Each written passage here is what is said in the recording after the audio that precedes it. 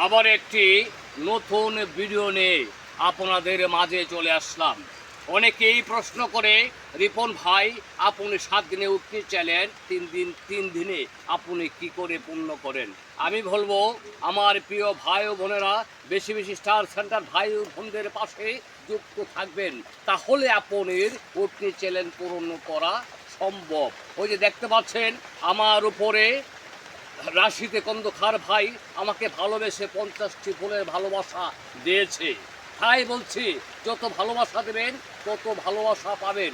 আমরা অনেক সময় লাইফে গিয়ে 10টা 20টা 30টা কমেন্ট করি, 4টা 10টা 5টা শেয়ার করি, অথচ আমরা কারো কাছ থেকে ফুলের ভালোবাসা পাইনি। আমার মনে হয় তারা আমাদের কমেন্ট দেখার মতন, পড়ার মতন তাদের হাতে এত সময় থাকে না।